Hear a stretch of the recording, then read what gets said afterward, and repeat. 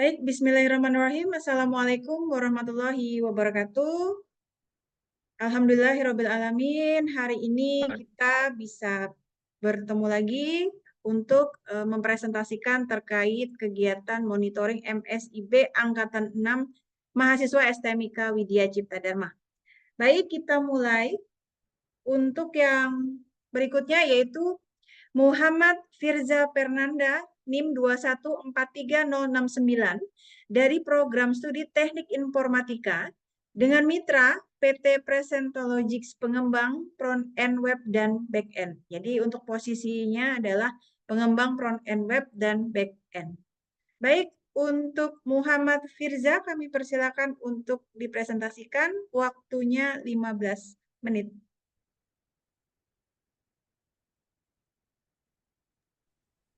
Halo, untuk presentasinya sudah muncul, Kak Bu. Silakan, sudah muncul. Oke. Baik, Assalamualaikum warahmatullahi wabarakatuh. Perkenalkan, nama saya Muhammad Firza Fernanda, NIM 2143069 dari Teknik Informatika. Sini saya ingin mempresentasikan perjalanan studi independen saya di Decoding Indonesia, PT Persentologics, mengambil kelas front-end, web, dan back-end. Baik.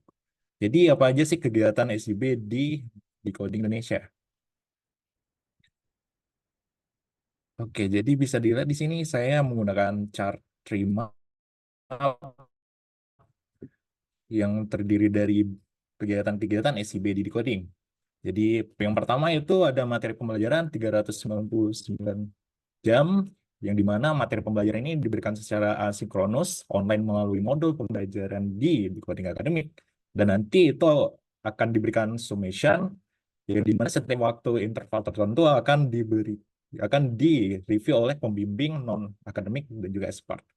Lalu juga ada materi soft skill yang mengenai kesiapan karir dan pengembangan keterampilan pribadi diberikan melalui kelas, sesi webinar, dan juga tugas soft skill yang dibimbing oleh pembimbing non-akademik. Lalu juga di sini ada sesi refleksi dan juga koordinasi 150 jam, di mana di sini koordinasi dengan pembimbing di Universitas asal, lalu juga pengisian logbook di sistem kampus Merdeka. Lalu selanjutnya ada monitoring selama 50 jam yang dilakukan bersama pembimbing setiap minggunya, serta sesi tim meeting dengan tim SIB di coding yang diadakan setiap bulan. Lalu juga ada sesi tatap muka bersama expert selama 12 jam. Di sini mencakup diskusi langsung bersama expert yang diundang oleh pihak SIB di coding di bidang teknologi setiap 2 minggu dengan berbagai topik yang penting. Lalu yang terakhir ada final capstone project yang ini pelaksanaan project yang mengatasi sebuah masalah yang ingin dipecahkan, yang dilakukan berdasarkan korelasi dengan materi pembelajaran yang telah dipelajari sebelumnya. Oke, saya lanjutkan dengan kegiatan materi pembelajaran. Di sini bisa dilihat bahwa di bagian kanan itu ada progres-progres kelas saya, lalu di kiri ini ada sesi ALT.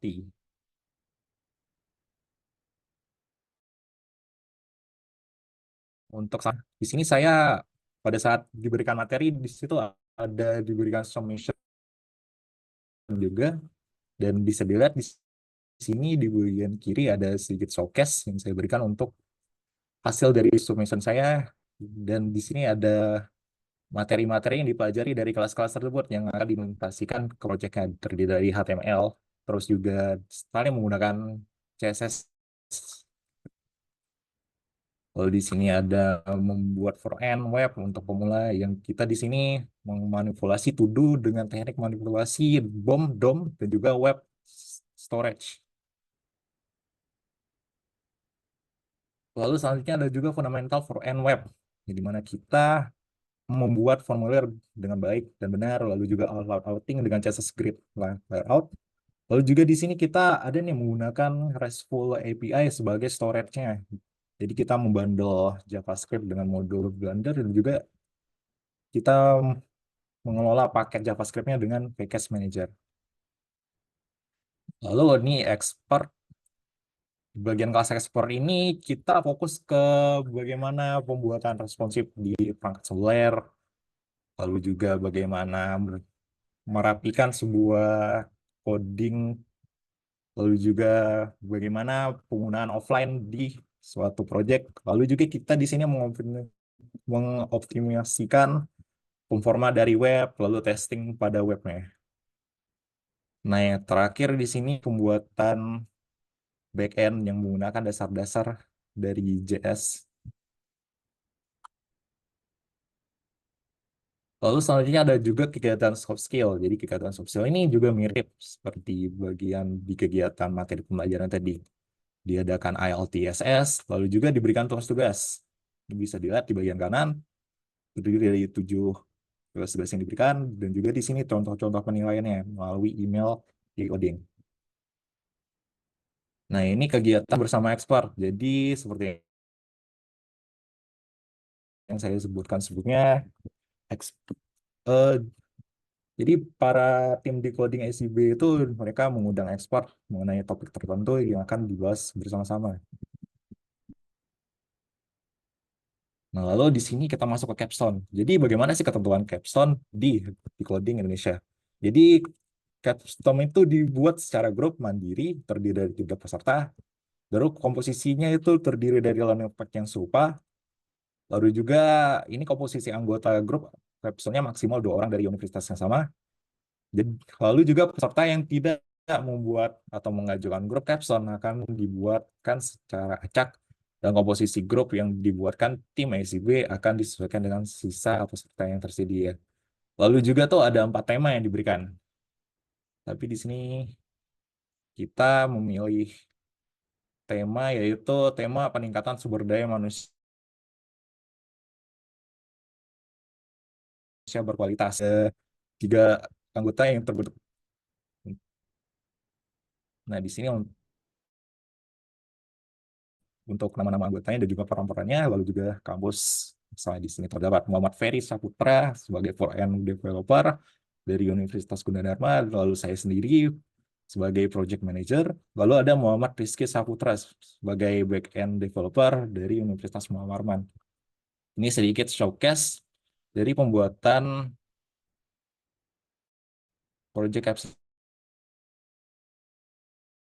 kami.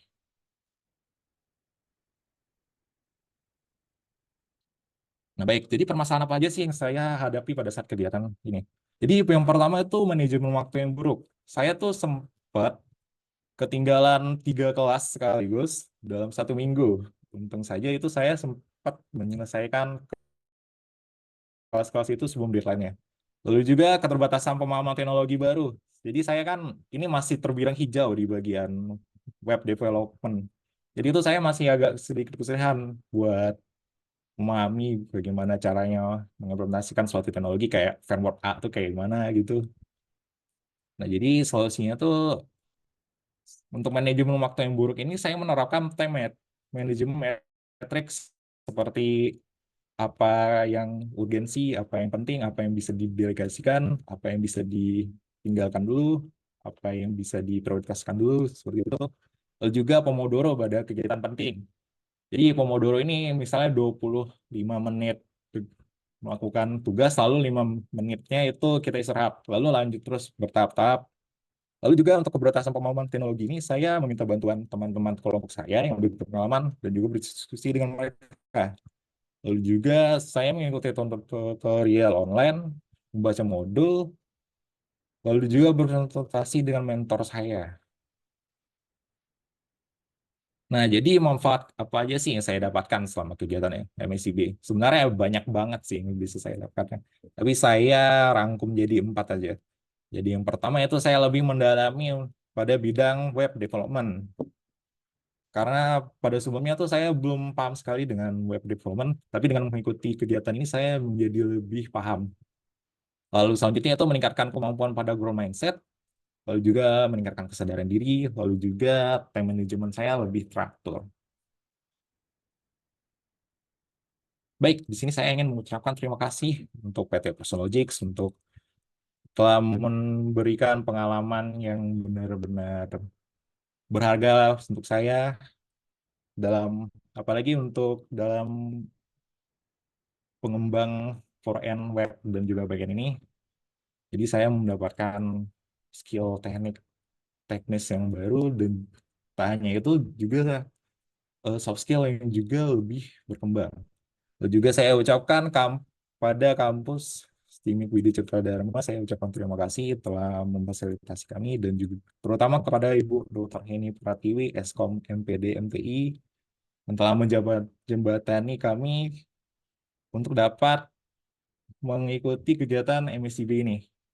Lalu juga saya ucapkan kepada Kak Mohyaya sebagai mentor yang telah mengajarkan dan membimbing kami pada saat kegiatan MSCB. Baik, sekian dari saya. Saya ucapkan terima kasih kepada hadirin sekalian. Jika ada yang salah kata, mohon dimaafkan. Assalamualaikum warahmatullahi wabarakatuh. Baik, Waalaikumsalam warahmatullahi wabarakatuh. Terima kasih untuk Muhammad Firza Fernanda. Berikutnya kita menuju ke peserta MSIB berikutnya, yaitu Muhammad Radifa, NIM 2143086 dari Program Studi Teknik Informatika dengan mitra Yayasan Decoding Indonesia Bangkit Academy 2024 by Google GoTo Traveloka dengan posisi Android Learning Pad. Silahkan Oke, untuk Muhammad Radifa. oke baik. Apakah sudah terlihat Sudah presentasinya? terlihat Radifa, silahkan. Oke, baik. Saya mulai. Assalamualaikum warahmatullahi wabarakatuh. Waalaikumsalam warahmatullahi wabarakatuh. Baik, perkenalkan nama saya Mama Radifa.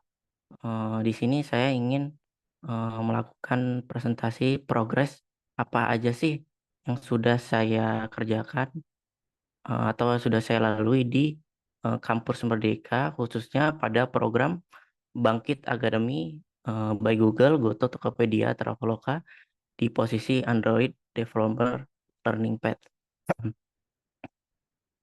Oke, selanjutnya apa aja sih kegiatan saya selama bangkit? Nah, di sini ada beberapa chartnya itu di sini ya. Yaitu yang pertama itu capstone online self-paced, itu mengimplementasikan materi yang diperoleh secara langsung oleh project. Jadi di sini project-projectnya itu bentuknya materi secara online, yang mana di situ dilakukan di platform decoding ya. Lalu yang kedua online sinkronus selama 120 jam, yaitu sesi tatap muka berupa instruktur lead, training soft skill, pembelajaran bahasa Inggris, study group, quiz speaker, session, dan lain-lain. Nah, yang ketiga yaitu reflection and consultation, itu sekitar 115 jam, yaitu merefleksikan pembelajarannya bersama dosen, pembimbing akademik, bangkit alumni sebagai fasilitator atau secara individu. Lalu yang terakhir yaitu capstone project, yang mana ini lumayan lama, yaitu sekitar 200 jam. Nah, jadi secara singkat yaitu kurang lebih selama 4 bulan ini ada 4 poin utama yang kami lakukan di Bangkit Academy. Nah, selanjutnya untuk progres kegiatan kami pada technical skill itu terdapat kurang lebih 7 kali IELTS tech skill, yang mana memiliki banyak tema. Yang pertama ada memulai Kotlin sampai dengan pengembangan Android Intermediate. Nggak hanya itu, kita juga diberikan sebenarnya ada materi tambahan itu sampai Android Expert gitu. Namun itu ada kelas khusus opsional yang mana bukan wajib dari Bangkit Academy. Namun dari Bangkit memberikan kewajiban itu sampai Android Intermediate. Jadi cuma 6 gitu. Selanjutnya untuk hasil progres kegiatan saya selama di Bangkit, kurang lebih ada banyak, cuman saya bisa nampilkan sekitar 5 saja sini. Ada kurang lebih ada di sini ada 5 ya. Yang pertama itu GitHub User, yang kedua Asclepios itu aplikasi deteksi cancer menggunakan machine learning. Jadi di Bangkit Academy ini uh, mengkolaborasikan AI dengan Android. Jadi kami diajarin eh, mengintegrasikan sebuah aplikasi dengan machine learning. Jadi di mana ditekankan di sana lebih ke machine learning. Oke, selanjutnya untuk progres soft skill, di sini ada 7 tema yang mana ada LT-nya setiap minggunya. Yang pertama ada growth mindset and the power of feedback sampai dengan effective communication yang mana berfungsi untuk menunjang kegiatan pada saat setelah ataupun sebelum bangkit pada saat selama kegiatan gitu. Karena pada saat nantinya itu kami diminta untuk mengerjakan project caption yang mana harus berkolaborasi dengan teman-teman yang lain sehingga dibutuhkan tidak hanya tech skill tapi harus soft skill juga. Makanya di sini Bangkit menyediakan banyak soft skill kayak project management, time energy dan manajemen. Di sini selanjutnya itu nggak cuma tech skill dan soft skill. Di Bangkit Academy itu memberikan sebuah English class. Jadi di Bangkit Academy ini bahasa utama yang dipakai itu bahasa Inggris. Jadi Bangkit memfasilitasi kami yaitu English class supaya kami bisa bisa berkomunikasi dengan baik menggunakan bahasa Inggris. Selanjutnya di sini untuk project capstone-nya di sini alhamdulillah project capstone kami sudah hampir 80% sudah jadi. Di sini kami membuat sebuah aplikasi komunikasi 2 arah untuk penyandang disabilitas. Jadi aplikasinya mendeteksi sebuah tangan, gerakan, mulut, dan lain hal, lalu ditranslate menjadi sebuah kata-kata menggunakan machine learning. Jadi di sini kolaborasi antara machine learning, Android, dan cloud computing. Mungkin selanjutnya masalah yang saya hadapi mungkin masalah pertama itu mungkin karena di Bangkit bahasa utama yaitu bahasa Inggris. Jadi saya agak kesusahan dalam berkomunikasi di sana. Namun ya lambat laun karena udah terbiasa akhirnya biasa akhirnya untuk beberapa minggu kemudian. Baru selanjutnya manfaat setelah dibangkit yaitu yang pertama dapat mengaplikasikan machine learning pada Android. Jadi di Bangkit ini sangat pertama kali saya belajar yang namanya Android dengan mengintegrasikannya dengan machine learning. Yang kedua mendapatkan sertifikasi hingga level Android expert berstandar industri, baru mengimplementasikan personal branding pada jenjang karir, dan yang terakhir yaitu mendapatkan keterampilan tidak hanya di bidang teknologi tetapi juga soft skill dan bahasa Inggris. Dan sebenarnya tidak hanya itu, cuman masih banyak lagi manfaat yang saya dapat setelah ada di Bangkit. Mungkin itu saja progres singkat saya. Kurang lebihnya mohon maaf. Wassalamualaikum warahmatullahi wabarakatuh. Baik, Waalaikumsalam warahmatullahi wabarakatuh. Terima kasih untuk Muhammad Radifa. Yang berikutnya, teman-teman, kita ke Nur Rizky Ramadan dengan NIM 2243912, Program Studi Teknik Informatika, dengan mitra Yayasan Decoding Indonesia Bangkit Academy 2024 by Google GoTo Traveloka dengan posisi Android Learning Pad. Kepada Nur Rizky Ramadan dipersilakan. Ya, baik. Terima kasih, Bu, atas sambutannya. Apakah sudah terlihat untuk slide-nya? Terlihat Nur Rizky. Oke. Baiklah. Perkenalkan, nama saya Nur Rizky Ramadan dengan NIM 2243912. Saya berasal dari jurusan Teknik Informatika dan saya mengikuti MSIB Bangkit Academy by Google GoTo Tokopedia Travel dengan Learning Pad Android Developer Learning Pad. Selanjutnya saya akan menjelaskan beberapa kegiatan yang saya lakukan selama mengikuti Bangkit Academy ini. Berikut ini adalah kegiatan saya selama di Bangkit. Seperti yang dijelaskan oleh Radipa sebelumnya, karena saya mengikuti Bangkit dan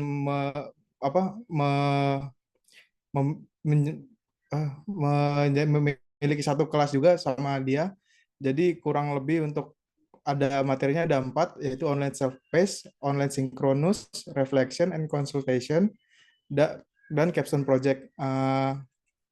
Selanjutnya berikut ini adalah beberapa modul atau kelas-kelas yang diberikan kepada saya, yaitu memulai pemrograman dengan Kotlin, belajar membuat aplikasi Android pemula, belajar fundamental aplikasi Android, belajar prinsip pemrograman solid, belajar dasar AI, belajar penerapan machine learning untuk Android, dan belajar pengembangan aplikasi Android intermediate. Dan juga ada 3 kelas opsional yang diberikan ketika sudah menyelesaikan semua kelas ini atau menyelesaikan duluan sebelum deadline-nya, yaitu ada kelas UI UX menggunakan Android Jetpack Compose dan Android Expert. Ini adalah hasil dari project saya dari kegiatan Bangkit Academy di Learning Pad Android ini. Yaitu ada aplikasi GitHub User dan Cancer Detection, Story App, dan aplikasi restoran. Selanjutnya adalah sesi soft skill. Kegiatan soft skill saya yaitu terdiri dari growth mindset and the power of feedback, time and energy management, stress management, adaptability and resilience, critical thinking and problem solving, project management, professional branding and networking, effective communication. Dan selanjutnya adalah ada kegiatan English class juga, ya. Pada Bangkit ini ada 3 English class yang saya hadirin selama ini.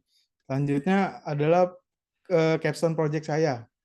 Nah, berikut ini adalah project capstone saya dan yang bernama aplikasi Singa, yaitu aplikasi berbasis Android yang bertujuan untuk membantu para penyandang disabilitas dalam berkomunikasi 2 arah. Berikut ini adalah sebuah video demonya yang akan perlihatkan kurang lebih selama 3 menit untuk aplikasinya.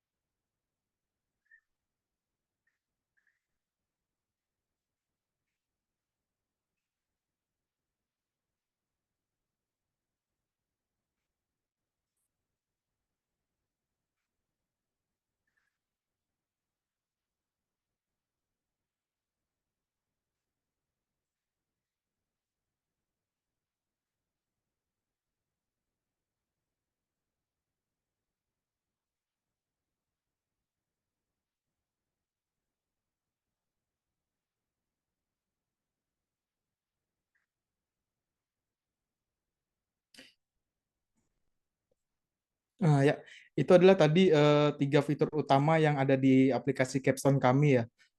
Selanjutnya saya akan melanjutkannya ke masalah yang dihadapi ketika selama mengikuti program Bangkit ini. Permasalahannya adalah pada saat saya mengerjakan modul-modul yang ada di sana, semuanya itu menggunakan XML, sedangkan saya sendiri menggunakan Jetpack Compose dari awal hingga selesai. Jadi solusi yang saya lakukan adalah untuk secara mandiri mencari cara untuk problem solving, gimana caranya supaya aplikasi ini bisa jalan tanpa bantuan modul tersebut, seperti mencari di Stack Overflow, Google, dan juga bertanya dengan ChatGPT sedikit-sedikit. Selanjutnya, manfaat setelah mengikuti bangkit ini, yaitu dapat mengaplikasikan aplikasi machine learning pada Android, mendapatkan sertifikasi hingga level Android kelas expert yang bersandar industri, mengimplementasikan personal branding pada jenjang karir, mendapatkan keterampilan tidak hanya di bidang teknologi tapi juga soft skill. Sekian dari saya. Terima kasih. Assalamualaikum warahmatullahi wabarakatuh. Baik. Waalaikumsalam warahmatullahi wabarakatuh. Terima kasih untuk Nur Rizky Ramadan dari program studi Teknik Informatika. Berikutnya kita ke Teresa Dominika Palayukan, NIM 2141029 dari program studi Sistem Informasi, Mitra PT Solusi 3 Selaras Genesis Cloud Computing dengan posisi Genesis Cloud Computing for Customer Experience Solution. Silakan Mbak Teresa Dominika Palayukan.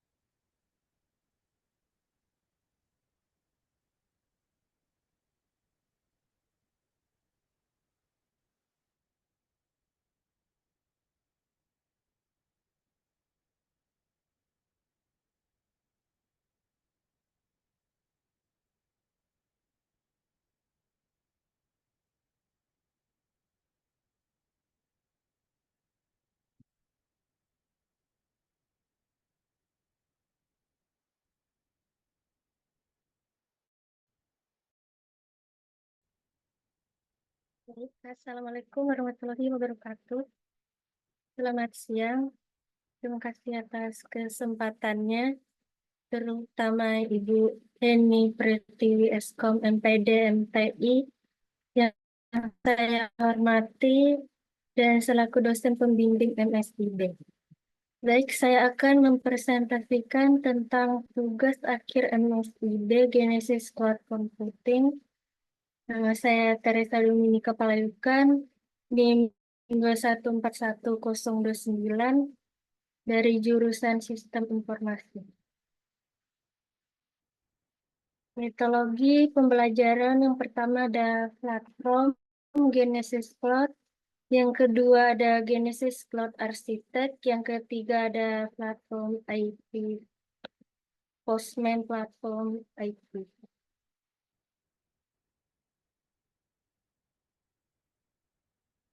Introduction MSIB atau Master of Science in Innovation and Business adalah program yang dirancang untuk mengembangkan pemimpin bisnis yang inovatif dan mampu menavigasi tantangan global. Batch 6 Solutif merupakan kelompok mahasiswa dari batch ke-6 program tersebut yang memiliki fokus pada pemecahan masalah secara solutif atau solutive problem solving, yang artinya mereka cenderung mencari solusi inovasi untuk masalah yang kompleks. Penjelasan tentang Genesis Cloud Computing. Genesis Cloud Computing adalah platform berbasis cloud yang menyediakan berbagai layanan untuk pengelolaan interaksi pelanggan, termasuk pusat panggilan, pesan instan, email, dan media sosial. Perannya dalam meningkatkan pengalaman pelanggan adalah dengan menyediakan solusi yang memungkinkan perusahaan untuk mengintegrasikan berbagai saluran komunikasi, menganalisis data pelanggan secara real time, dan memberikan layanan yang lebih responsif dan profesional.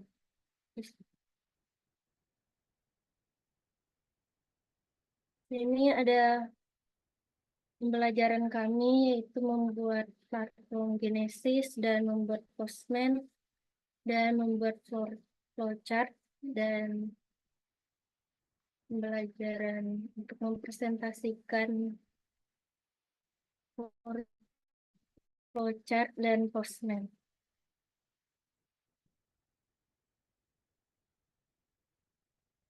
Solution proyek akhir dalam konteks Genesis Cloud Computing untuk program MSIB 6 dapat beragam tergantung pada fokusnya. Namun secara umum, proyek tersebut mungkin melibatkan penerapan solusi Genesis Cloud dalam konteks bisnis nyata untuk meningkatkan pengalaman pelanggan, efisiensi operasional, atau hasil bisnis.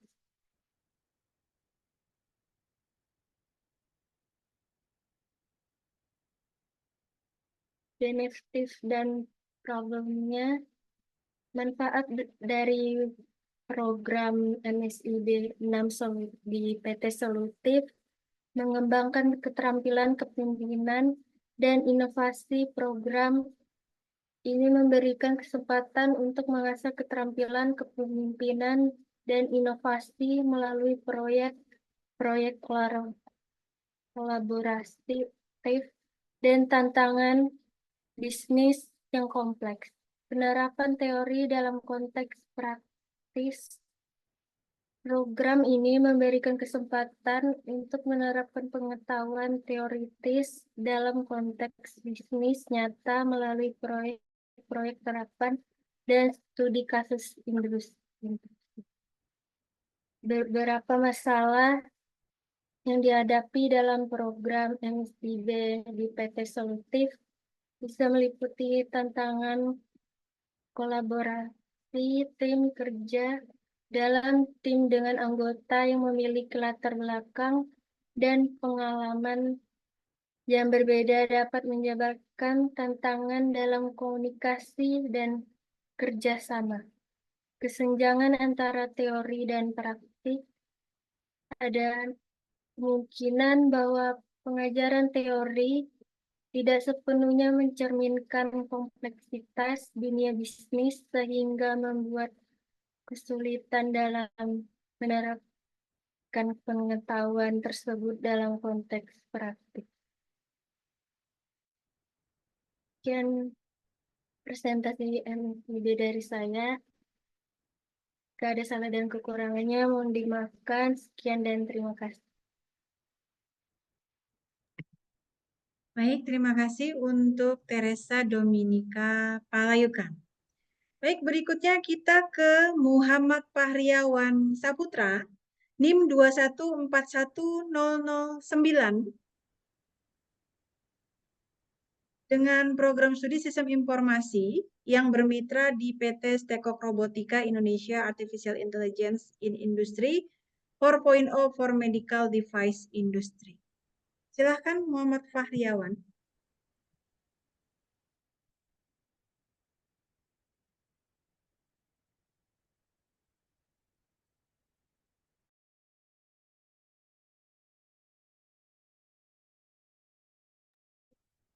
Oke, baik. Apakah sudah terlihat? Terlihat, Fahri.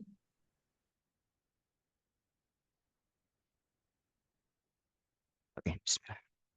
Assalamualaikum warahmatullahi wabarakatuh.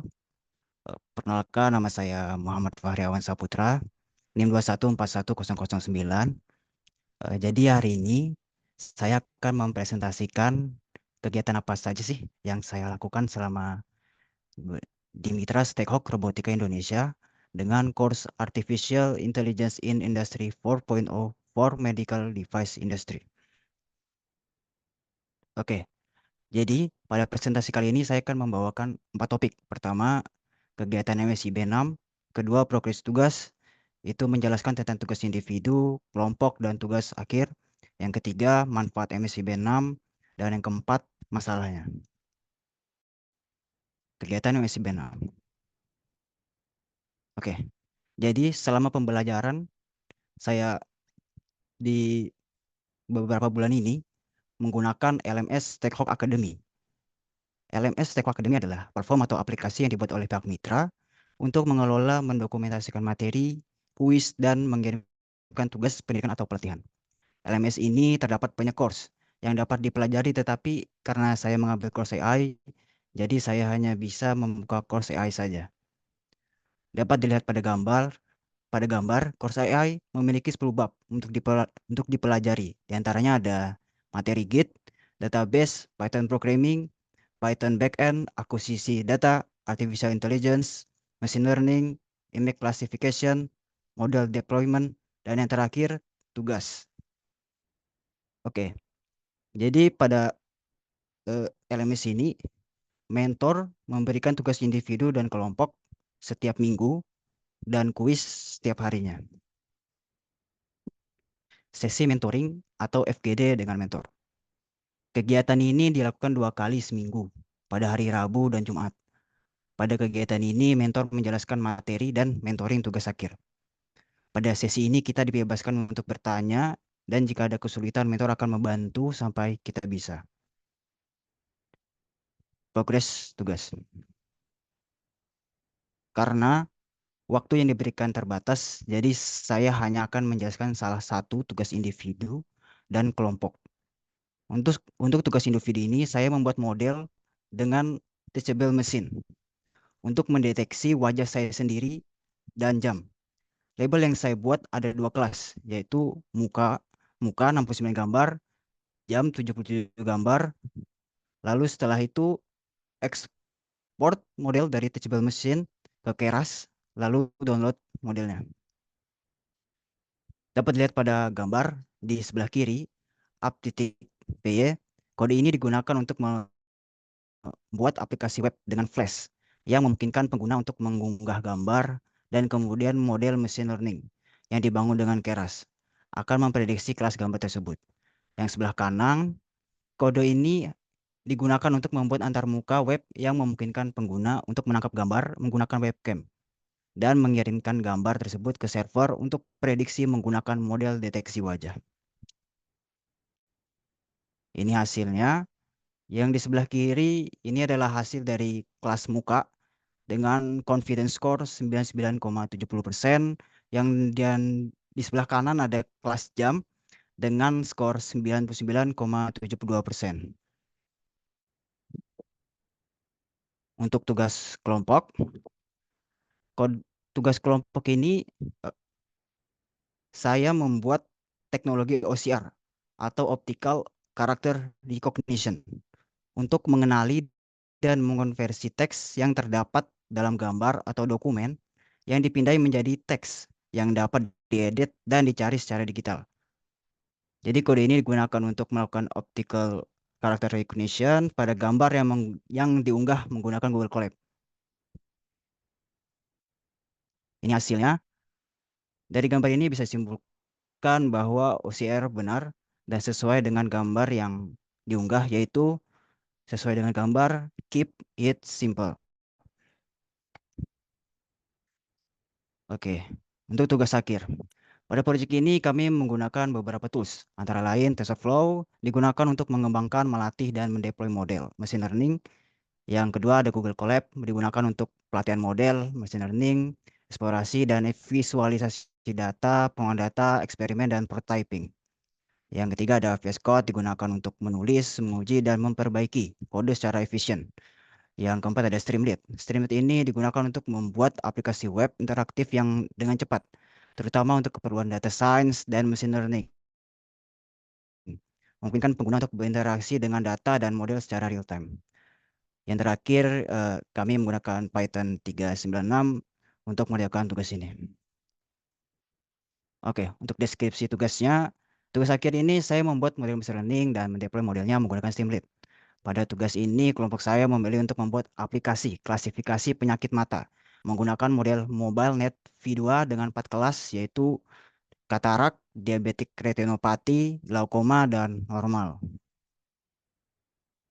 Ini untuk akurasi modelnya. Dapat dilihat di gambar, kinerja model klasifikasi penyakit mata pada katarak, diabetik, glaukoma, dan normal. Model ini memiliki akurasi keseluruhan 90%.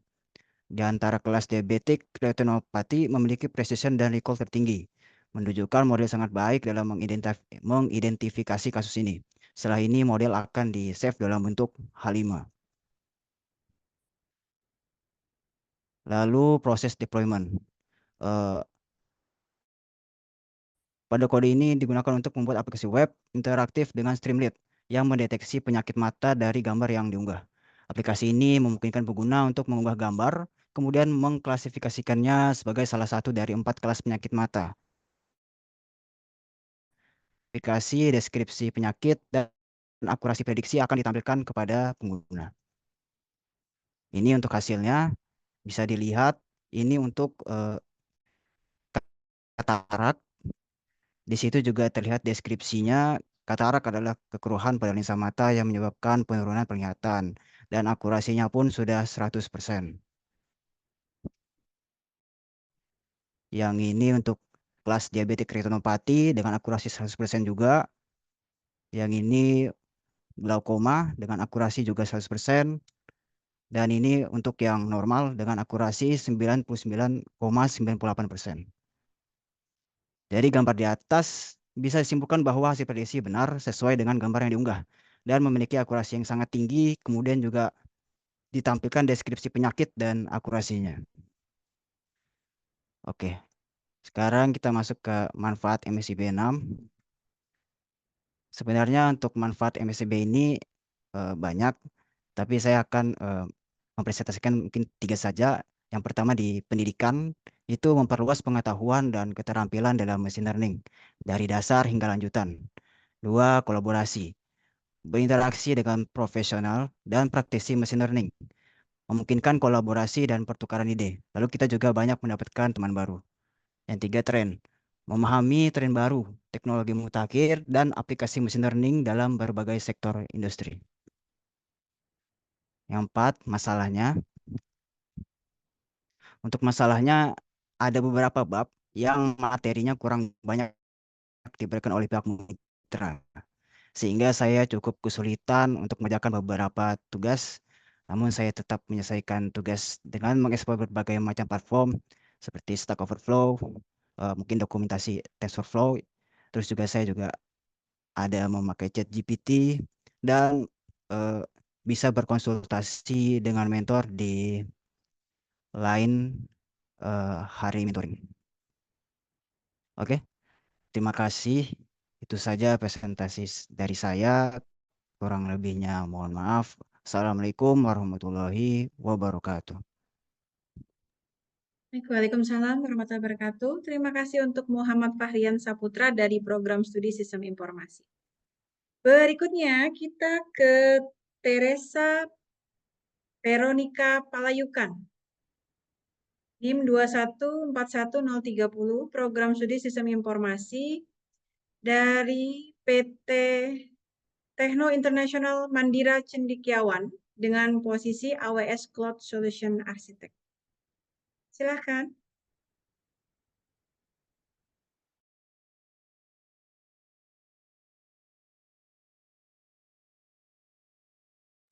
Bu, mohon maaf ini nggak bisa share saya.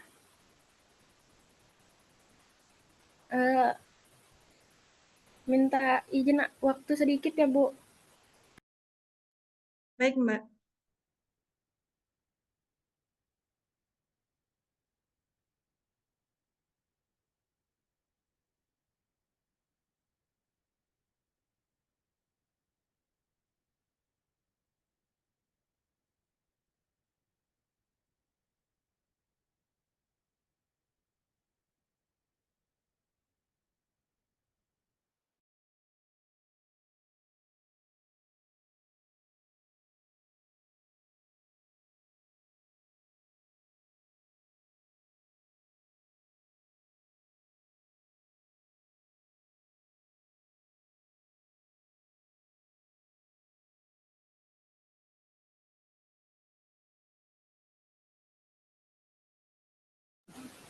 Baik, Bu. Apakah sudah terlihat? Sudah terlihat Mbak Teresa, silakan. Baik, Bu. Terima kasih. Baik.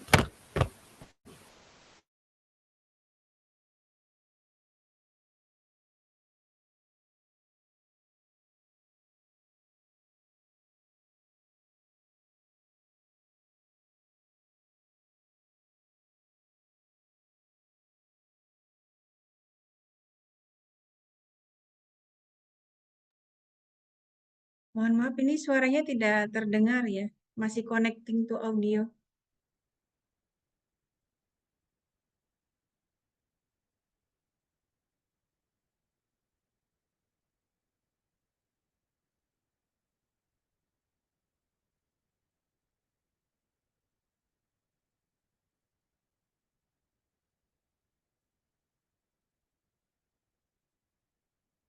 Mbak Teresa Veronica Palayukan,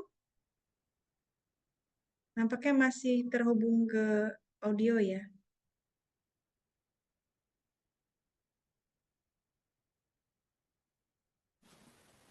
Maaf, Bu. Ini baru tersambung.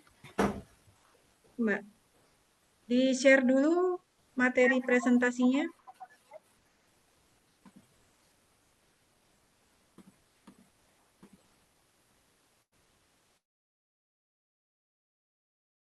Baik, Bu. Apakah sudah terlihat?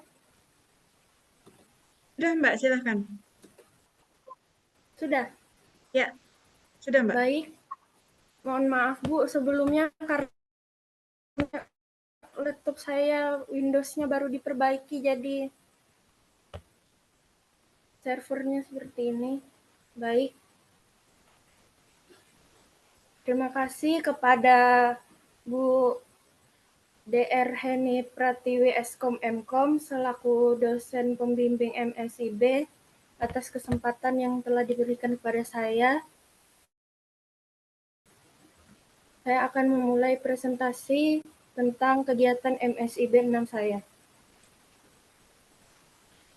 Sebelumnya saya akan memperkenalkan diri terlebih dahulu. Nama saya Teresa Veronica Palayukan dengan NIM 2141030. Jurusan saya Sistem Informasi, semester ini semester 6. Saya dari STIMIK Widya Cipta Dharma di Kalimantan Timur, Samarinda. Saya masuk di PT Tekno Internasional Mandira. Poin yang pertama yaitu kegiatan saya selama mengikuti MSIB 6.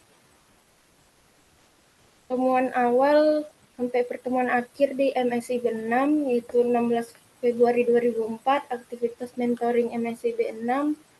Sejumlah mahasiswa se-Indonesia sebanyak 2.726 dikoordinasikan dengan mentor dan DPP melakukan secara daring dan pertemuan secara berkala. Saya masuk diterima di PT Tekno Internasional Mandira. Saya di posisi Cendekia Awan AWS di Cloud Solution Architect sebanyak 109 orang. Selama cross mata pelajaran selesai cross pada tanggal 30 Mei 2024.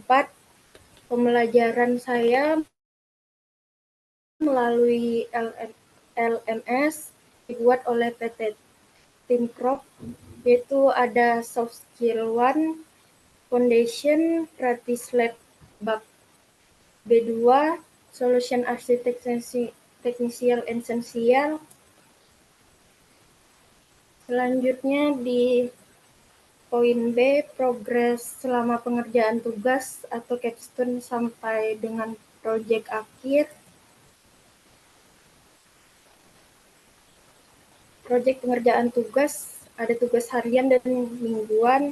Setiap tugas yang atau laporan saya selalu mengerjakan dan mengecek deadline yang diberikan oleh mentor. Laporan bulanan, setiap bulan saya mengerjakan laporan bulanan yang merangkum aktivitas akademik dan progres saya, dan ada logbook. Saya mengisi logbook bulanan sebagai catatan harian mengenai aktivitas akademik. Selanjutnya ada project capstone, saya di bagian tim 4, yaitu bernama Gempa, yaitu Gema Perubahan, mengenai tentang smoke monitoring system for fire prevention using AWS.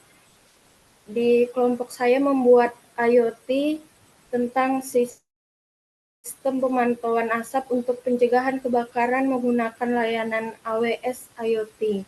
Sistem yang saya gunakan untuk mendeteksi kebakaran yaitu dengan AWS IoT, CloudWatch, QuickSight, sensor MQ2, Flame sensor, ISP8266, dan buzzer. Saya mengerjakan bagian bab 3 yaitu flowchart.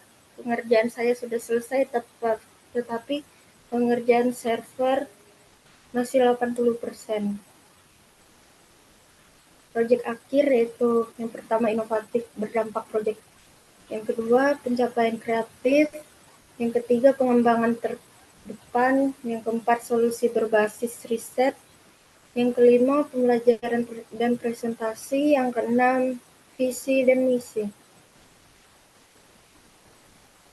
Di poin yang ketiga yaitu C, manfaat dan masalah yang saya hadapi selama mengikuti kegiatan MSIB 6 pada mitra PT Tekno Internasional Mandira. Sebenarnya banyak manfaatnya, tetapi karena waktu yang diberikan terbatas, jadi saya singkat.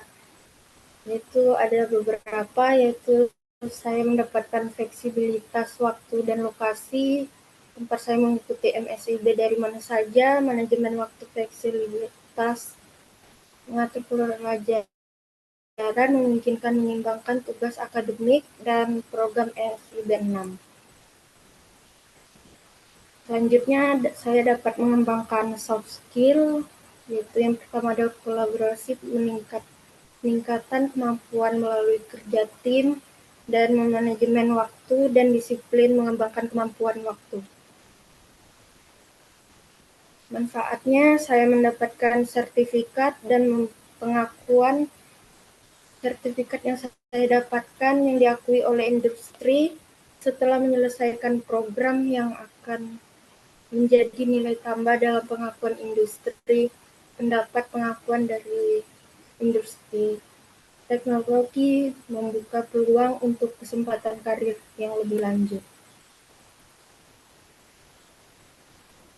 Manfaatnya, saya dapat mengembangkan keterampilan teknik, yaitu teknologi, terkini kesempatan untuk belajar dan bekerja dengan teknologi yang digunakan dalam industri. Keahlian spesifik, mendapatkan keterampilan teknik khususnya yang relevan dan di bidang studi saya. Itu masalah yang saya hadapi, koneksi internet yang tidak stabil, keterbatasan akses teknologi, kesulitan berkomunikasi karena melalui daring, motivasi dan disiplin diri, kurangnya keterlibatan sosial, tantangan penilaian dan ujian, pembaruan dan kesulitan teknik, kurangnya akses ke sumber daya tambahan, yang terakhir stres maupun secara mental, kesehatan mental. Poin yang keempat, hal-hal lain yang mungkin menurut saya perlu untuk disampaikan selama kegiatan MSIB 6, yaitu menurut saya kegiatan MSIB 6 memperluas wawasan saya tentang industri teknologi dan sesuai dengan bidang saya di bagian IT, meskipun secara melalui daring dan virtual, tetapi saya dapat memahami dengan baik web servers yaitu AWS, Amazon Teknologi, perusahaan Amerika terbesar di dunia. Saya mengetahui seperti Niaga, komputasi awan, streaming, digital, dan kecerdasan buatan. Menurut saya, susah gampang untuk mendapatkan sertifikat. Sertifikasi AWS pengakuan secara formal yang diberikan oleh Amazon Web Service untuk memvalidasi keahlian individu dalam peran cloud dan bidang teknis tertentu. Sertifikat yang saya dapatkan melalui secara individu yaitu ada AWS Networking Basic, Amazon RDS Service Prime, Getting Started with AWS Rover, AWS Identity and Access Management Basic, Introduction to AWS Auto Scaling, Getting Started with AWS Cloud Formation, Getting Started with AWS Fargate, Understand AWS Networking Gateways, Introduction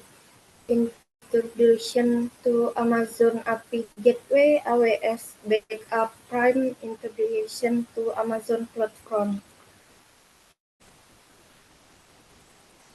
Baik, penyampaian saya yang terakhir, harapan saya bisa mendapatkan kesempatan kedua kalinya dan berpengalaman berharga yang saya peroleh. Saya sangat berharap bisa mengikuti kembali MSIB ini di semester yang akan datang, yaitu semester 7. Saya yakin bahwa kesempatan untuk berpartisipasi lagi akan semakin memperdalam pengetahuan dan keterampilan saya serta mempersiapkan saya lebih baik untuk tantangan saya di masa yang akan datang. Baik, sekian dan terima kasih atas kesempatan yang telah diberikan kepada saya. Baik, terima kasih untuk Mbak Teresa Veronica Palayukan dari Program Studi Sistem Informasi.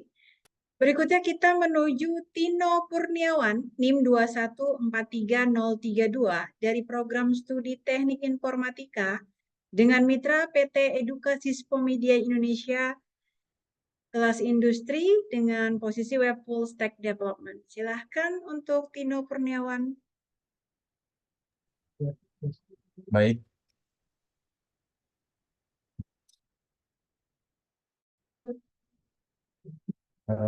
Mohon maaf, Untuk share screen-nya nggak bisa. Untuk Mbak Teresa, bisa di-close dulu untuk screen-nya. Silahkan Mbak, dimatikan dulu. Ya, oke. Silahkan. Baik, terima kasih.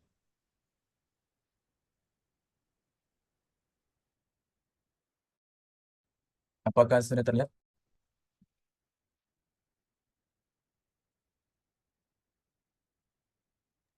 Ya, sudah terlihat. Silahkan.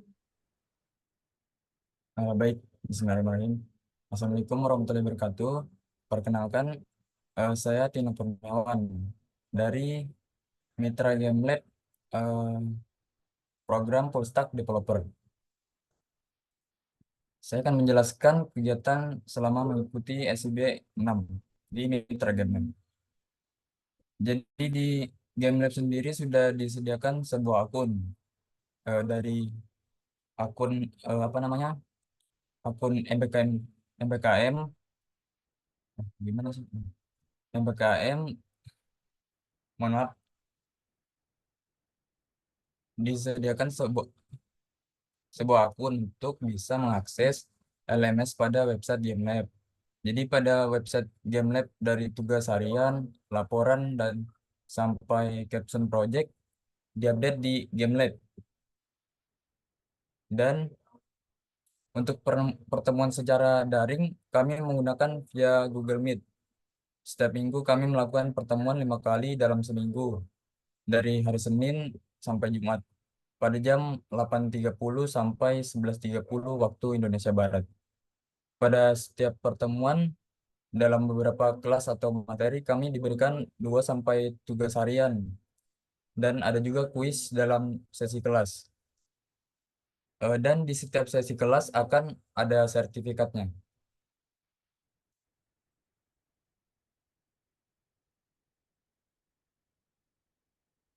Untuk progresnya sendiri, di GameLab saya sudah menyelesaikan beberapa kelas.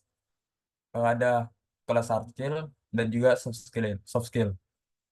Untuk hard skill sendiri ada logika dan algoritma pemrograman, HTML dan CSS, Bootstrap dan SAS, JavaScript dan jQuery, PHP, dan MySQL. Dan terakhir ada Laravel. Untuk versinya sendiri kami menggunakan versi 10. Untuk soft skill ada collaboration, communication, creativity, dan terakhir critical thinking. Dan untuk caption project atau tugas akhir saya dibuatkan kelompok beranggotakan 5 orang untuk membuat sebuah website dengan tampilan responsif, dan tema yang diambil kelompok saya yaitu Rent-car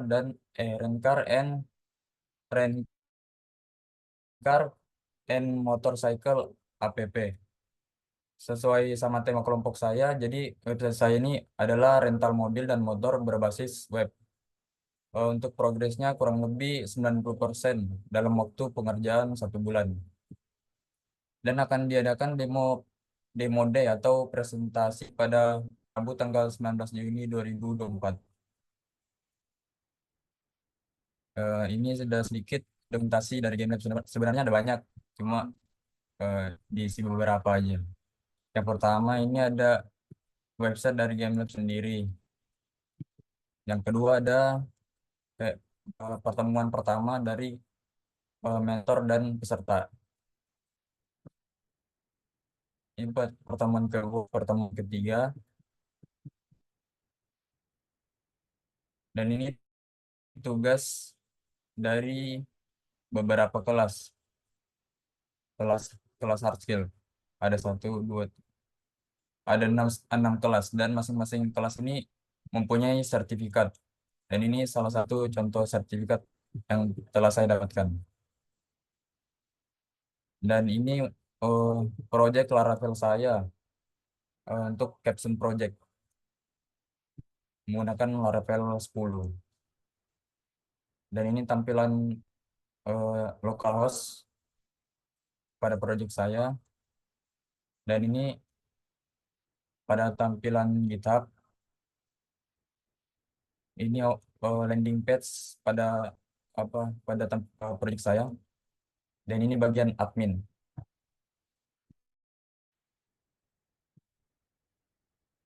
Manfaat dan kendala selama saya di GameLab itu mungkin komunikasi antara peserta sangat menyenangkan. Kalau untuk manfaatnya, saya bisa saling berbagi pengetahuan dan belajar hal yang baru. Pada materi GameLab juga, sistem LMS-nya itu membantu saya dalam meningkatkan hard skill dan soft skill saya. Karena pada LMS materinya sangat interaktif, dan di beberapa materi juga ada interaktif code-nya juga. Untuk kendala mungkin selama saya di GameLab mungkin hanya pertemuan via Zoom yang mohon maaf peralat via Google Meet yang tidak tepat waktu, dikarenakan saya sering mengalami masalah pada jaringan maupun listrik padam. Dan untuk layanannya sendiri dari admin atau mentor menurut saya sangat baik, fast respon dan juga responsif. Sekian dari saya, terima kasih. Mungkin kalau ada salah kata mohon dimaafkan. Wassalamualaikum warahmatullahi wabarakatuh. Waalaikumsalam warahmatullahi wabarakatuh. Terima kasih Tino Purniawan dari Program Studi Teknik Informatika. Baik, berikutnya kita menuju Yuda Rahmatu Fadilah dari Program Studi Teknik Informatika NIM 2143071 dengan mitra PT Revolusi Cita Edukasi Revo UT Academy dengan posisi Learn Data Analytics and Software Development with AI. Silahkan Yuda.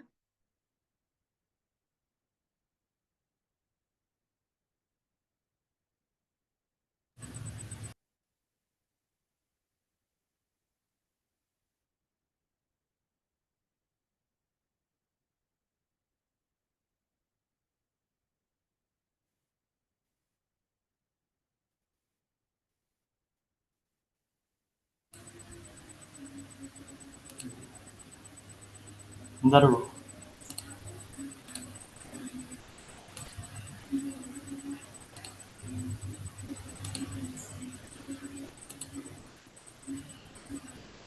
Apakah sudah kelihatan, Bu? Sudah terlihat Yuda, silakan dipresentasikan. Baik, Assalamualaikum warahmatullahi wabarakatuh. Perkenalkan, nama saya Yuda Rahmat Fadilah, NIM 2143071. Di sini saya mengikuti program MSIB Batch 6 di PT Revolusi Cita Edukasi. Di bidang Review Text Academy, Layout Data Analysis, dan Software Development BDI. Di sini saya akan mempresentasikan tentang kegiatan saya selama di MSIB Batch 6 dan progres pengerjaan tugas atau capstone, manfaat masalah, dan hal-hal lain yang perlu disampaikan. Di kegiatan sendiri ada beberapa kegiatan, yaitu ada kelas harian.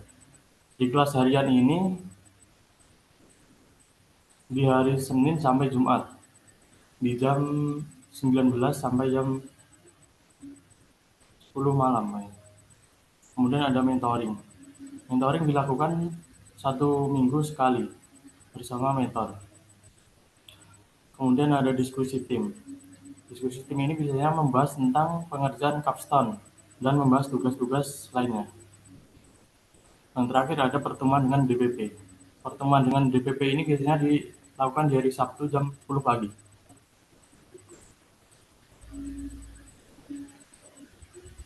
Kemudian ada kegiatan, yang pertama ada kegiatan data analis, data analitik.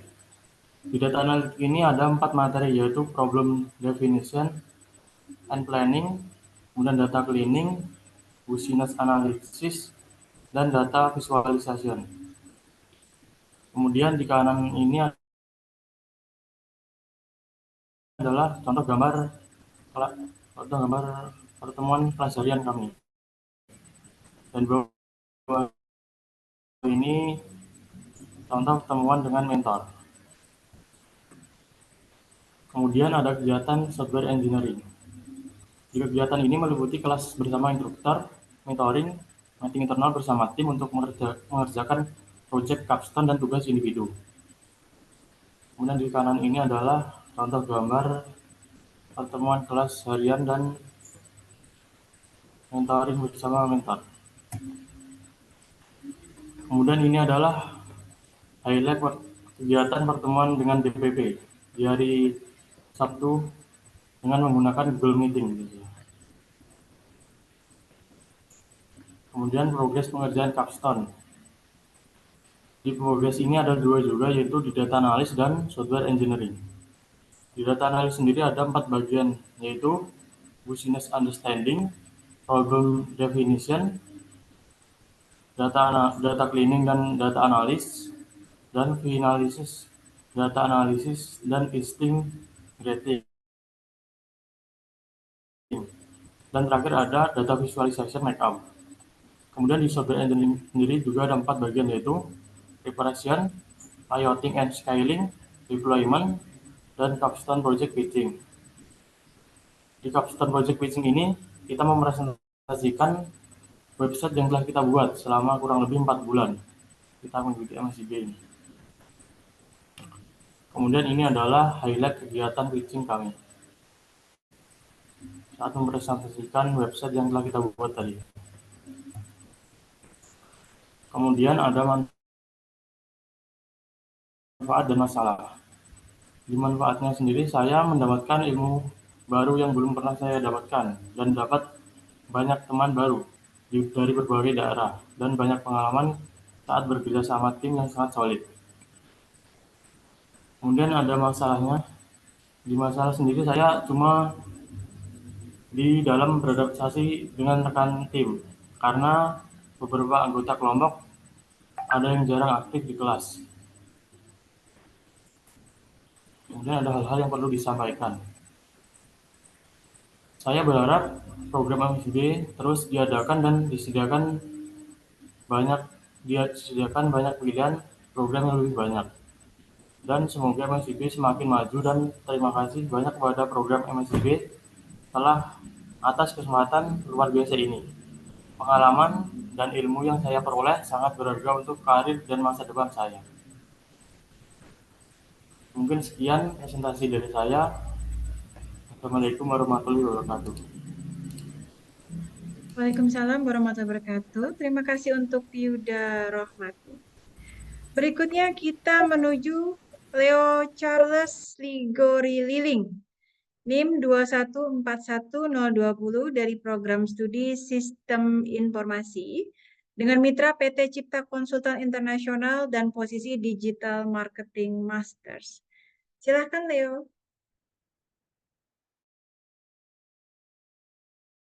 Baik Bu, saya izin share screen ya.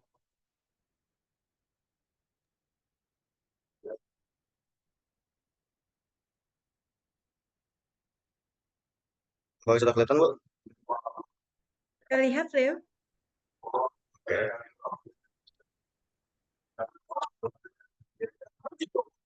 Baik, terima kasih atas waktu dan kesempatan yang diberikan kepada saya.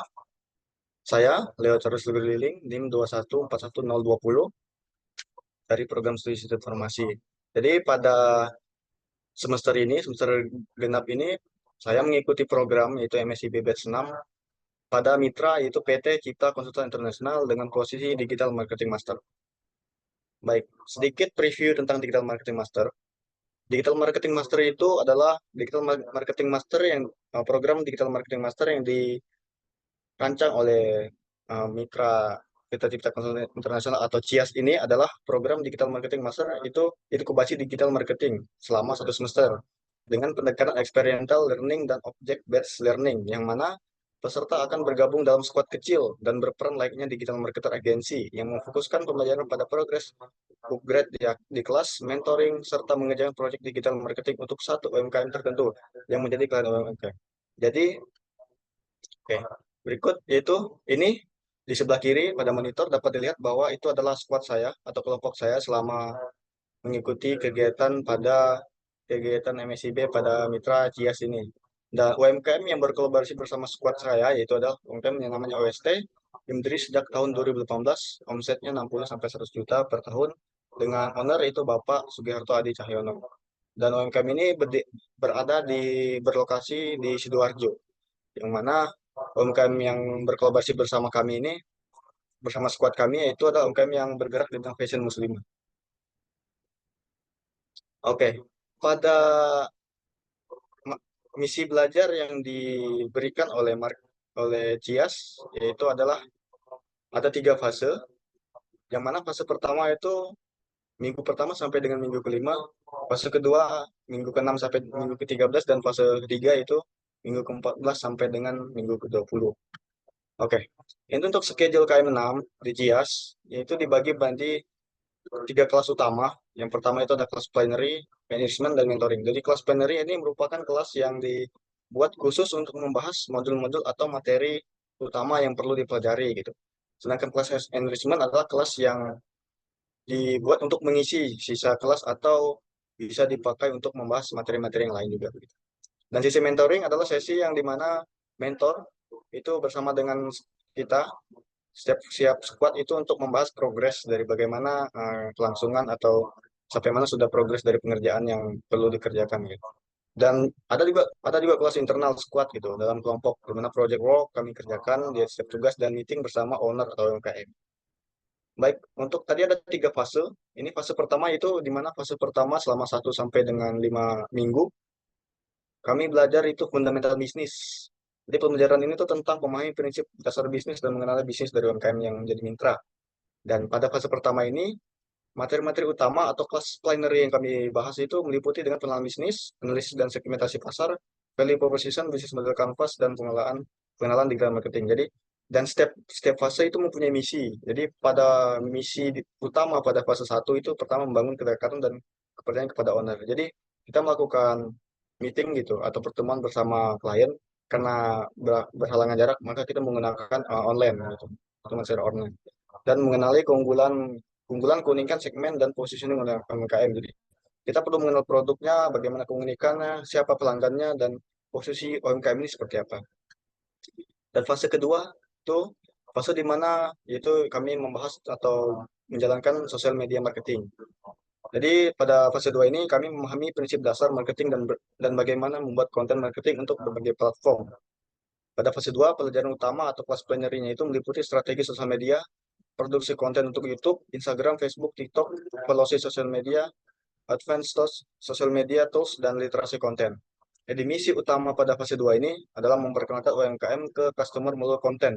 Jadi selama beberapa minggu, kurang lebih ada 6-7 minggu itu kami buat konten gitu untuk sosial media UMKM kami yang kolaborasi sama squad kami. Dan itu literasi terus-menerus sampai menemukan power konten yang relate untuk UMKM dan untuk dimarketingkan. Dan untuk fase yang terakhir yang masih dijalani sampai hari ini, yaitu ada internet marketing, di mana kami mempelajari memahami bagaimana membuat dan mengelola memaksimalkan iklan di internet. Jadi hal-hal yang dipelajari pada fase 3 itu strategi internet marketing, email marketing, SEO dasar, SEM dan PPC, pengenalan digital marketing, advanced tools, SEO tools, dan literasi konten. Jadi misi utama pada fase 3 yaitu scale up awareness dan penjualan UMKM dan iklan menjadi konten yang pas dan konten konsisten dalam literasi dengan 1 week 1 konten. Ini adalah beberapa project work yang saya tampilkan, ini tidak semua, di mana jadi inti dari kegiatan yang kami jalani di MSI BCS itu adalah ada di sini di Canvas, yang value proposition Canvas. Ini pengerjaannya butuh waktu sekitar 1 bulan, di mana kami melakukan interview untuk customer yang ada di UMKM, yang dimana memang UMKM ini notabene bukan UMKM yang dikasih sebagai tugas, melainkan memang real UMKM yang ada di masyarakat begitu. Jadi butuh banyak effort untuk melakukan tugas-tugas ini karena kita harus bertemu langsung dengan customer. Banyak juga yang kita hubungi dan tidak merespon gitu. Di sini juga ada tugas analisis SWOT, kami setting. Berikut itu ada ini untuk konten strategi, mana inilah bahan utama yang kami gunakan untuk membuat konten, dan ini ada gambar kanan bawah itu terlihat saya dan teman-teman melakukan meeting bersama owner kami. Ini owner atau klien pertama dalam hidup saya, klien real. Jadi memang kami itu tidak boleh salah langkah karena bergantung sama usahanya orang gitu. Dan salah satu hal yang sangat-sangat memiliki value lebih dari Jazz itu adalah dia selalu memperhatikan anggotanya gitu. Nah, ini adalah salah satu contoh di mana kami melakukan evaluasi mengenai internal squad kami. Jadi jika ada masalah dan lain sebagainya itu kami komunikasikan begitu. Dan ini sosial media UMKM yang kami pegang untuk kami bantu. Dan ini ada report kelas, di mana sini ada kelas plenary. Dan ini untuk CEO dari CIAS, Pak Dr. Indrawan Nugroho. Dan ini report untuk enrichment class, dan ini adalah report pada saat sesi mentoring. Ini untuk report untuk sesi meeting squad gitu. Manfaat program MSIB yang saya rasa itu tentu banyak sebetulnya, sama seperti teman-teman lain. Yang memang sangat saya rasakan, yang pertama itu selama 1 semester atau 5 bulan saya dapat fokus menjadi satu bidang. Jadi sangat-sangat besar pengaruhnya kepada diri saya itu karena selama 5 bulan itu fokus pada satu hal gitu. Jadi betul-betul terasa di ilmunya gitu masuk gitu. Dan kedua, implementasi serta experience langsung ke dunia profesional. Seperti yang saya sampaikan tadi, UMKM itu memang real UMKM. Jadi kita selain dapat ilmunya, kita juga langsung praktek gitu sama klien kita gitu. Yang memang notabene memang klien gitu, bukan kayak hanya sekedar tugas itu. Yang ketiga itu bekerja dalam kelompok gitu. Banyak orang yang tidak bisa bekerja dalam kelompok gitu. Di sini itu sangat terasa, di mana susah sekali kita untuk bekerja sama, apalagi ada teman atau yang lain atau anggota yang lain tuh mengalami kendala dan segala macam gitu. Yang empat tuh mampu memimpin suatu agensi kecil sebagai tim digital marketing. Kebetulan pada squad itu saya sebagai leadernya, sebagai ketua kelompok. Jadi pada saat awal-awal itu saya sangat sulit untuk memimpin begitu. Apalagi ini memang proyek-proyek nyata yang dimana langkah-langkah yang harus diambil itu memang harus benar-benar terstruktur dan sudah dipertimbangkan segala risiko dan segala macamnya gitu. Yang kelima itu belajar dari orang yang expert di bidang marketing. Jadi sangat-sangat beda gitu kita belajar dengan orang-orang yang expert gitu. Lebih masuk rasanya karena mereka lebih paham. Oke, yang berikut tuh hambatan mengikuti MSIB. Yang pertama jelas itu manajemen waktu, karena banyak sekali tugas, proyek-proyek yang perlu kita kerjakan. Yang kedua itu mengatur ritme kelompok. setiap ritme kelompok itu, karena saya sebagai leader, maka saya ngatur cepat atau lambatnya pekerjaan tugas tuh semuanya tergantung dari bagaimana saya mengkondisikan kelompok. Yang keempat, cukup sulit untuk cepat update mengenai isu-isu baru di sosial media maupun pelajaran di luar program. Jadi banyak tren atau banyak isu-isu yang memang seharusnya orang digital itu harus paham, orang digital marketing itu harus lebih cepat tahu gitu, agar nggak ketinggalan. Dan saya merasa bahwa saya agak sedikit terlambat untuk hal itu. Yang terakhir, identifikasi produk. Kenapa identifikasi produk? Karena di sini saya berkolaborasi bersama UMKM yang fashion gitu di Muslimah, dan sedangkan saya memiliki agama Katolik gitu. Jadi sangat cukup agak sulit karena saya sedikit kurang memahami gitu produk-produk atau contohnya yang disebut mukena, gamis dan segala macam itu saya sedikit kurang paham. Jadi agak cukup sulit di mana saya harus menjual produk yang di mana saya agak kurang paham gitu. Tapi puji Tuhan bahwa saat ini saya sudah memahami dan bisa gitu untuk hal-hal seperti itu. Baik, untuk itu saya juga berterima kasih kepada kampus, lebih tepatnya Ibu Heni dan Rodi, Pak Fitra atas bantuan dan segala dukungan yang diberikan kepada kami semua selama mengikuti program. Saya juga berterima kasih kepada CIAS setelah mau menampung saya untuk belajar di sana. Banyak sekali hal-hal yang saya dapati dan tidak terasa bahwa sebentar lagi akan selesai program, dan saya sangat merasa masih kurang begitu sebenarnya. Tapi ya inilah jatah yang saya dapatkan. Terima kasih. Dan mungkin itu yang bisa saya sampaikan atas waktu dan kesempatannya, dan jika ada salah kata saya mohon maaf. Sekian dan terima kasih. Baik, terima kasih untuk Leo Charles Tigori Liling. Assalamualaikum. Ya, baik. Berikutnya kita menuju Umar Jacqueline, NIM 2143021 dari Program Studi Teknik Informatika dengan mitra PT Revolusi Cita Edukasi Revoyu Tech Academy, posisi Learn Data Analytics and Software Development with AI. Silakan, Umar. Baik, saya izin share screen dulu. Silakan, Umar.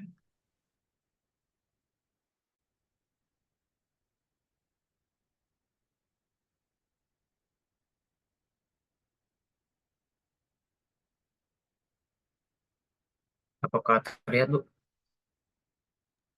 Lihat, Umar, silakan. Baik, Assalamualaikum warahmatullahi wabarakatuh. Di sini saya langsung saja mempresentasikan hasil dari project capstone kami, yaitu analisis profit dan perkenalan website Superstore. Jadi di mana di sini saya mengerjakannya tidak sendiri ya, bersama 12 orang dari teman-teman saya. Selanjutnya itu topik utama, yaitu kami diberikan 2 project capstone ya, yaitu dari yang pertama data analisis dan software engineer gitu. Masuk ke data analisis. Yang pertama itu latar belakang dari perusahaan yang kami analisis, yaitu Superstore yang merupakan perusahaan dari United States atau US yang menjual berbagai kategori produk seperti teknologi, office supplies, dan furniture. Dengan variasi produk, kualitas, dan diskon yang diberikan membuat Superstore mempunyai berbagai segmen dan memiliki persebaran pembeli yang luas di berbagai kota dan negara bagian. Permasalahan utamanya yaitu peningkatan permintaan dan persaingan ketat di pasar. Karena Superstore ingin kami memahami wilayah, kategori, dan segmen pelanggan mana yang harus mereka targetkan atau hindari gitu. Selanjutnya yaitu pernyataan masalah, bagaimana meningkatkan profit pada Superstore dari tahun 2017 hingga tahun 2018 sebesar 26,6%. Tujuan proyek yaitu meningkatkan profit pada Superstore dari tahun 2017 ke 2018 sebanyak 26,6%. Alasan kami menganalisis profit yaitu profit merupakan salah satu faktor keberhasilan bisnis dan menentukan keberlanjutan operasional perusahaan. Peningkatan profit merupakan salah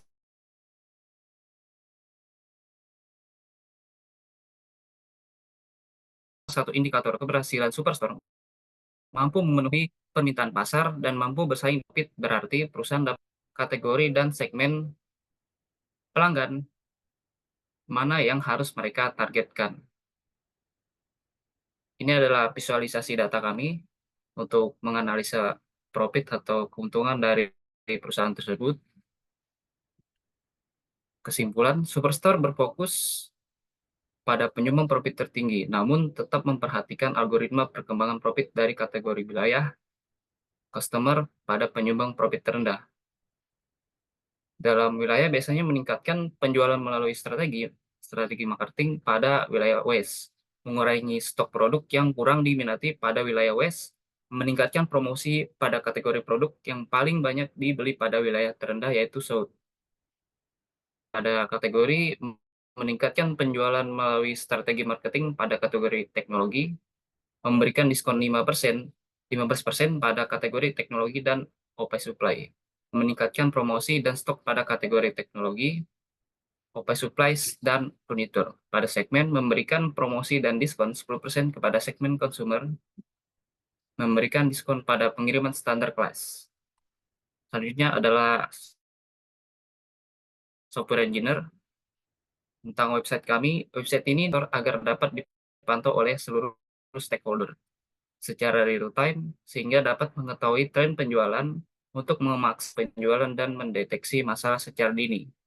Web Superstore menampilkan data-data penjualan yang ditampilkan dalam bentuk dashboard visual menggunakan chart-chart agar mudah dimengerti oleh seluruh stakeholder. Selanjutnya adalah fitur-fitur yang ada di website kami, yaitu dashboard search. Fitur ini biasanya berfungsi untuk mencari kata kunci tertentu pada data yang terdapat di table, sehingga data yang ditampilkan hanya yang sesuai kriteria yang dicari. Pengguna bisa mengetikkan kata kunci yang ingin dicari pada kolom tersedia. Selanjutnya adalah dashboard filter ya. Dashboard filter ini berfungsi untuk memilih data berdasarkan kata kunci tertentu, sehingga data yang ditampilkan hanya yang sesuai kriteria yang dipilih. Pada website ini, filter disediakan dalam bentuk drop-down. Selanjutnya adalah tag. Fitur ini menunjukkan hasil dengan membagi menjadi beberapa halaman yang lebih kecil dan lebih mudah dikelola, sehingga dapat membatasi jumlah data yang ditampilkan. Yang terakhir adalah menu feedback. Pada menu feedback terdapat form yang dapat diisi untuk memberikan feedback terhadap website. Setelah mengisi feedback, akan muncul jendela modal yang menunjukkan bahwa form yang sudah diisi terkirim dan pengguna dapat melanjutkan aktivitas pada website setelah jendela modal ditutup. Dan ini adalah teknologi yang kami gunakan selama pengerjaan proyek, yaitu VS Code. VS Code biasanya kami gunakan untuk mengatur atau membuat algoritma dari website kami. Untuk chart.js ini menampilkan chart dalam bentuk kayak bar chart dalam tabel-tabel yang biasa kami gunakan. Untuk Google BigQuery itu kami gunakan untuk menganalisis data dalam bentuk bahasa pemrograman SQL. Untuk data table sendiri itu kami menampilkan data dalam bentuk table. Figma kami gunakan untuk membuat mockup dari tampilan website kami ke depannya gitu. GitHub biasanya kami gunakan untuk berkolaborasi. Vercel kami gunakan untuk mendeployment hasil final dari project capstone kami. Proses pengembangan kami melakukan pembagian pekerjaan dengan membagi seluruh anggota proyek menjadi beberapa tim yang masing-masing memiliki tanggung jawab spesifik. Setiap tim diberikan job desk yang jelas untuk memastikan setiap aspek pengembangan dapat dikelola dengan efektif dan efisien. Berikut ini adalah detail pembagian tim. Tim pitch deck bertanggung jawab untuk merancang dan menyusun desain awal dari website. Tim front-end menerima desain yang sudah dibuat pitch deck, kemudian melakukan pembangunan website menggunakan kode yang berfungsi. Tim QA, yaitu Quality Assurance, memeriksa setiap fungsi dan fitur dari website untuk memastikan semuanya bekerja sesuai dengan yang diharapkan dan tidak ada kesalahan atau bug. Tim deploy yaitu menangani proses akhir dari pengembangan, yaitu melakukan deployment website ke server agar bisa diakses oleh pengguna. Ini adalah timeline proyek kami, yaitu pada tahap desain. Tahap ini dimulai dengan tim pitch deck yang membuat desain visual dan struktur dari website. Mereka juga bekerja untuk menghasilkan prototipe yang mencakup layout, warna, tipografi, dan elemen-elemen visual lainnya yang akan digunakan. Itu tahap pengkodean atau coding. Setelah desain selesai, tim front-end mulai bekerja untuk mengubah desain tersebut menjadi kode yang bisa berfungsi. Mereka menggunakan berbagai bahasa pemrograman dan framework untuk memastikan website dapat berjalan dengan baik di berbagai perangkat dan browser. Yaitu selanjutnya adalah tahap quality assurance. Pada tahap ini, tim melakukan pengujian menyeluruh pada website. Mereka memastikan semua fitur berjalan dengan baik, tidak ada bug atau error, dan website dapat memberikan pengalaman yang opsional bagi pengguna. Yang terakhir adalah tahap deployment. Tahap terakhir adalah deployment di mana tim bertugas untuk mengunggah website ke server dan melakukan konfigurasi yang diperlukan agar website dapat diakses oleh publik. Mereka juga memastikan semua aspek teknis seperti keamanan dan kinerja server telah diperiksa dan dioptimalkan. Rekomendasi desain yang bersih dan minimalis bisa memberikan kesan modern. Dioptimalkan lagi dengan pembagian area yang lebih proporsional dan mengisi ruang yang tampak masih kosong. Warna-warna yang digunakan cukup konsisten dan membuat teks dapat dengan mudah dibaca, akan tetapi dapat dipertimbangkan untuk menambah sedikit variasi aksen warna agar memberikan kesan website yang lebih hidup. Dashboard sudah cukup responsif, namun tampilannya masih perlu dikembangkan lagi agar lebih interaktif dan menarik. Penambahan paduan atau tooltips disarankan untuk membantu pengunjung memahami fitur dan penggunaan dashboard dalam website kami. Saya akan mendemonstrasikan dari hasil website kami.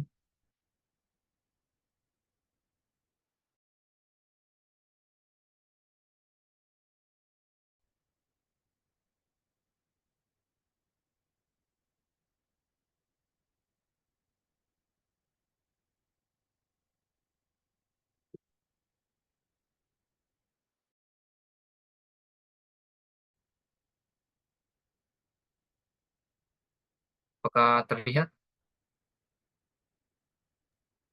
Terlihat, Umar, silahkan. Website Ini sudah terlihat. adalah baik, Bu. Ini adalah tampilan awal dari landing page kami. Di sini bisa kita lihat ya, ada tombol home, about, dashboard, dan feedback.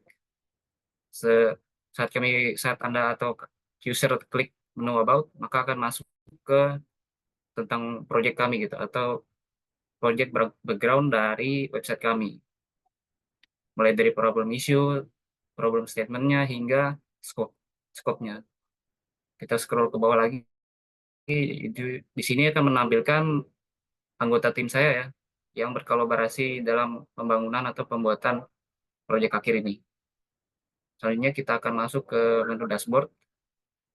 Di sini terlihat bahwa ada tampilan total profit, total order, total customer, total site. Ini adalah hasil dari analisis kami pada data analisis sebelumnya, itu ditampilkan dalam website ini.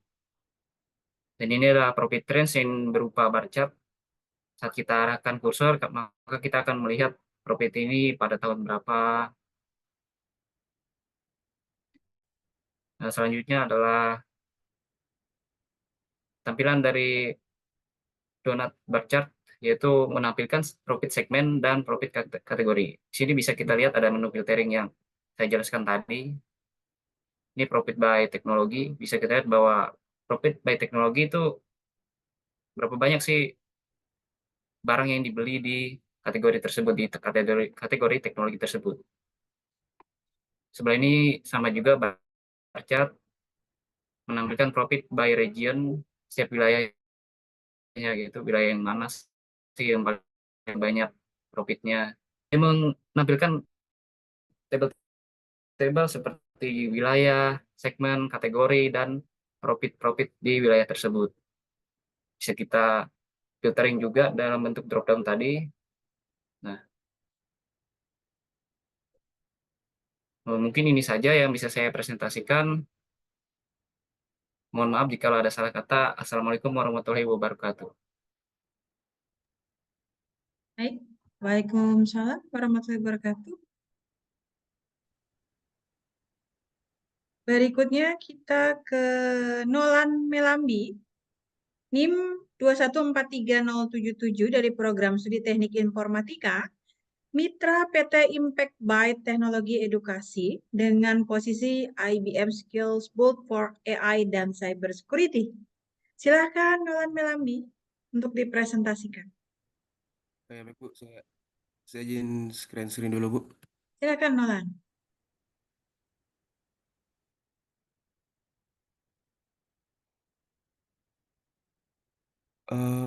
Apa sudah kelihatan, Bu?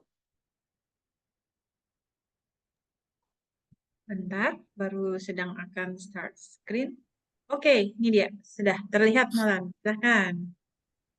Ya, Bu. Selamat siang, saya Nolan Melambi. Ingin mempresentasikan tentang proyek saya yang selama ada di IBM ini dengan Carwell Vote Recommendation Classification. Ini adalah table of content-nya, business requirement, dataset, pre-processing, model, dan demo app. Business requirement. Introduction, Carwell adalah sebuah website inovatif yang bertujuan untuk mengatasi kurangnya kepedulian mengenai pola hidup sehat, terutama bagi penderita penyakit kronis di era digital saat ini. Dengan teknologi yang semakin canggih dan mudah diakses, Carwell memberikan solusi modern untuk meningkatkan kesadaran akan pentingnya kesehatan dan kesejahteraan melalui fitur-fitur seperti pengingat aktivitas tertentu dan rekomendasi makanan, gaya hidup sehat, forum tanya jawab, dan lain-lain. Carwell memanfaatkan kemajuan teknologi untuk memberikan pendekatan yang holistik dalam pendukung gaya hidup sehat. Dengan adanya Carwell di era saat ini, hidup sehat dengan adanya Carwell diharapkan bahwa individu, terutama penderitaan penyakit kronis, dapat dengan lebih mudah dan efektif mengelola kesehatan mereka secara mandiri dan proaktif. Bisnis objektif. 1. Meningkatkan kualitas hidup penderita penyakit kronis. 2. Pengurangan biaya perawatan kesehatan. 3. Meningkatkan kesadaran dan edukasi kesehatan. Project Scope include-nya pengembangan model prediktif, pengumpulan dan praprosesan data, interaksi sistem, pelatihan penggunaan. Include-nya peningkatan perangkat keras, perbaikan peralatan fisik. Project Overview. Background-nya, Carwell memberikan solusi modern untuk meningkatkan kesadaran akan pentingnya kesehatan dan kesejahteraan, dan fitur-fitur rekomendasi makanan, gaya hidup sehat, forum tanya jawab. Problem statement, kurangnya kesadaran akan pentingnya pola hidup sehat. Dan dulu ya. Solution Overview, menyajikan informasi kesehatan dari sumber resmi yang terpercaya dan terupdate dengan bahasa yang mudah dipahami.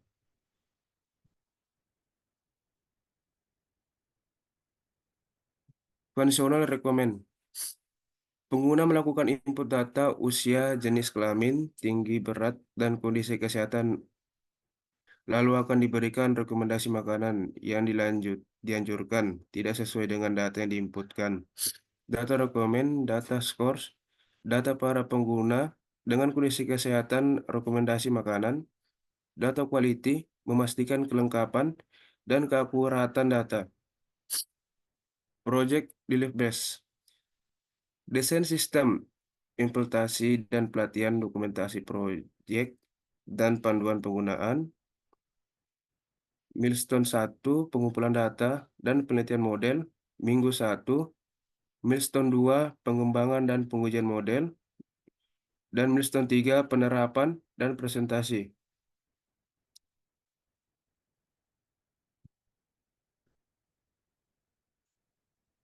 User flow-nya mungkin bisa dilihat yang seperti ini.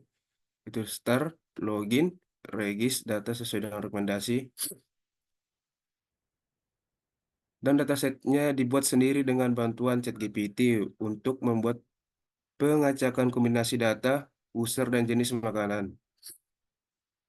Dan contoh datasetnya seperti ini. Ada usia, jenis kelamin, tinggi, berat badan, dan kondisi kesehatan. Dan ini juga yang jenis-jenis makanan, kategorinya buah. Dan ini GJ, DH, dan PJ, POK, dan GKKRS ini adalah rekomendasi untuk apakah boleh dimakan atau tidak. Dan ini juga data rekomendasinya, data user dan data makanan akan dijumlah ke dalam semua rekomendasi tersebut. Pre-projecting menggabungkan data penting dalam setiap dataset menjadi satu data fragmen. Dan yang tadi dari jenis kelamin, tinggi berat, dan kesehatan akan digabungkan seperti ini dan akan mendapatkan hasil yang signifikan. Aduh, pilih lagi. Dan modelnya seperti ini. Ada logistic regression, random forest, gradient boosting, superfection matching, Kinnerstat Neighbors, dan Navi Base. Dan demo app-nya Summary. Proyek Carwell bertujuan meningkatkan kualitas hidup penderitaan penyakit kronis melalui solusi digital yang edukatif dan interaksi. Dan sekian dari presentasi saya, Bu. Kurang lebihnya mohon maaf. Sekian dan terima kasih. Terima kasih, Nolan. Untuk manfaat kegiatan sudah disampaikan ya? Oh, manfaat kegiatan selama ini yang saya dapatkan, Bu, ya mungkin kurang lebihnya sama seperti teman-teman. Banyak sekali pengalaman-pengalaman baru yang saya dapatkan, Bu, di MSIB ini. Apalagi dengan apa berbeda-beda dengan kampus. Banyak sekali lah, Bu, pengalaman-pengalaman seperti itu, Bu. Kemudian ada masalah yang dihadapi selama di kegiatan MSIB 6? Kalau masalahnya, Bu, mungkin tentang faktor jaringan saja, Bu. Karena ya kalau karena Zoom terus, Bu, jadi faktor jaringan saja yang mungkin kadang menghambat saya untuk kadang itu Zoom, Bu, atau apa segala macam, Bu.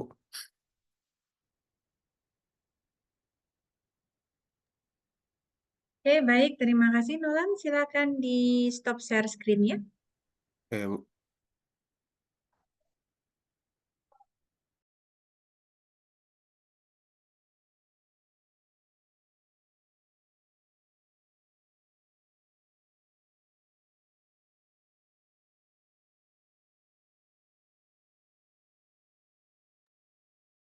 Baik, terima kasih teman-teman semua. Minta tolong di akhir kita bersama.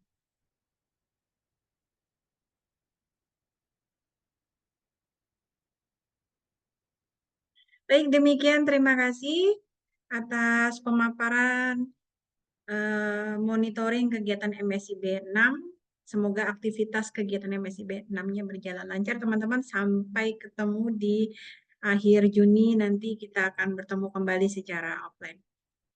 Demikian, sukses selalu. Terima kasih saya ucapkan. Mohon maaf bila dalam penyelenggaraan kegiatan ini masih ada kekurangan. Terima kasih. Wassalamualaikum warahmatullahi wabarakatuh. Salam sejahtera untuk kita semua. Om Swastiastu, Namo Buddhaya, salam kebajikan, Rahayu. Waalaikumsalam. Terima kasih, Bu.